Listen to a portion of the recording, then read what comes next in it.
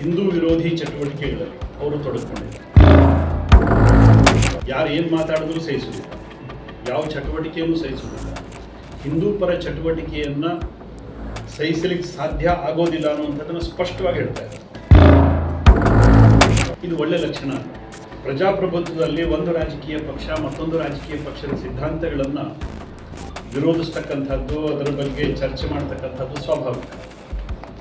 ಆದರೆ ರಾಜಕೀಯ ಪಕ್ಷವನ್ನು ವಿರೋಧಿಸುವ ನೆಪದಲ್ಲಿ ಈ ದೇಶದ ಸಾಂಸ್ಕೃತಿಕ ರಾಷ್ಟ್ರೀಯತೆಯನ್ನು, ಈ ದೇಶದ ನಂಬಿಕೆಯನ್ನು ಚರ್ಚೆಗೆ ಒಳಪಡಿಸ್ತಕ್ಕಂಥದ್ದು ಖಂಡಿತವಾಗಿ ಅಪಾಯಕಾರಿ. ನಮ್ಮ ಕರ್ನಾಟಕದ ಮುಖ್ಯಮಂತ್ರಿ ಸಿದ್ದರಾಮಯ್ಯನವರು ಅದನ್ನು ಅತ್ಯಂತ ಸ್ಪಷ್ಟವಾಗಿ ಮಾಡ್ತಾರೆ. ನನ್ನ ಮೇಲೆ ಕೇಸನ್ನು ದಾಖಲಿಸಿದ್ದಾರೆ.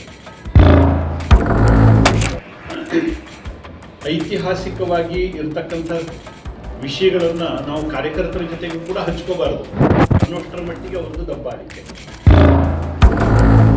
ಮಂಡ್ಯದಲ್ಲಿ ಎಲ್ಲ ರೀತಿಯ ಅನುಮತಿಯನ್ನು ಪಡೆದು ಹನುಮನ ಧ್ವಜವನ್ನು ಹಾಕಿಸಿದರೂ ಕೂಡ ಅದೇನು ಸರ್ಕಾರದ ಜಾಗ ಆಗಿರಲಿಲ್ಲ, ಏನೂ ಇರಲಿಲ್ಲ. ಊರು ಜನ ವಂತಿಗೆ ಕೊಟ್ಟು ಮಾಡಿ ಹಾಕಿರತಕ್ಕಂಥ ಜಾಗದಲ್ಲಿ ಹನುಮನ್ ಧ್ವಜ ಹಾಕಿದ್ರು ಕೂಡ ಅದನ್ನು ವಿರೋಧಿಸಿದ್ರು, ಅದನ್ನು ತೆಗೆದರು.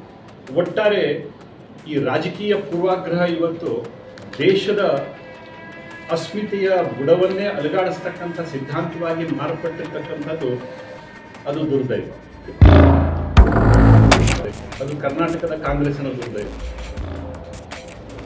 ಇಷ್ಟಾದರೂ ಕೂಡ ಕಾಂಗ್ರೆಸ್ನಲ್ಲಿರ್ತಕ್ಕಂಥ ಅದೆಷ್ಟೋ ಒಳ್ಳೆಯ ಜನ ಅದನ್ನು ಸೇರಿಸ್ಕೊಂಡು ಹೋಗ್ತಾ ಇದ್ದಾರಲ್ಲ, ಇದು ಹೇಗಂತ ಇನ್ನುವರೆಗೂ ಅರ್ಥ ಆಗ್ತಾ ಇಲ್ಲ. ಖಂಡಿತವಾಗಿ ಸಿದ್ದರಾಮಯ್ಯನವರು ಆ ಸ್ವಭಾವವನ್ನು ಬಿಡದೇ ಇದೆ. ಇದಕ್ಕೆ ಮುಂದಿನ ದಿವಸದಲ್ಲಿ ಅತ್ಯಂತ ತೀವ್ರವಾಗಿರತಕ್ಕಂಥ ಪ್ರತಿಭಟನೆಯನ್ನು ಅವರು ಎದುರಿಸಬೇಕಾಗತ್ತೆ. ಇದು ಸಿದ್ದರಾಮಯ್ಯನವರ ಗಮನದಲ್ಲಿ. ಮತ್ತೊಬ್ಬರ ಬಗ್ಗೆ ಸಂಸ್ಕೃತಿಯ ಪಾಠ ಮಾಡ್ತಕ್ಕಂಥವ್ರು, ಸಭ್ಯತೆಯ ನೀತಿ ಹೇಳ್ತಕ್ಕಂಥವ್ರು ಮೊದಲು ಅವ್ರು ಕಲಿಬೇಕು, ಮೊದಲು ಅವರು ಅನುಸರಿಸಬೇಕು. ಅದು ಏಕಮುಖವಾಗಿರ್ಬಾರ್ದು. ಆದರೆ ಸಿದ್ದರಾಮಯ್ಯನವರದು ಏಕಮುಖ ನೀತಿ, ಸ್ಪಷ್ಟವಾಗಿ ಹಿಂದೂ ವಿರೋಧಿ ನೀತಿ. ಅಲ್ಪಸಂಖ್ಯಾತರ ತುಷ್ಟೀಕರಣ ಕರ್ನಾಟಕ ಸರ್ಕಾರದಲ್ಲಿ ಇವತ್ತಿನ ದಿವಸ ಅದು ಮಿತಿ ಮೀರಿದೆ. ಇದು ನಿಲ್ಲಬೇಕು. ಇಲ್ಲ ಅಂತಂದ್ರೆ ಖಂಡಿತವಾಗಿ ಇದೊಂದು ಹೊಸ ಜನಾಂದೋಲನವಾಗಿ ಅದು ಬೆಳೆಯುತ್ತೆ. ಎಲ್ಲರೂ ಕಾನೂನುಬದ್ಧವಾಗಿರತಕ್ಕಂಥದ್ದೇ, ಪರ್ಮಿಷನ್ ತಗೊಂಡು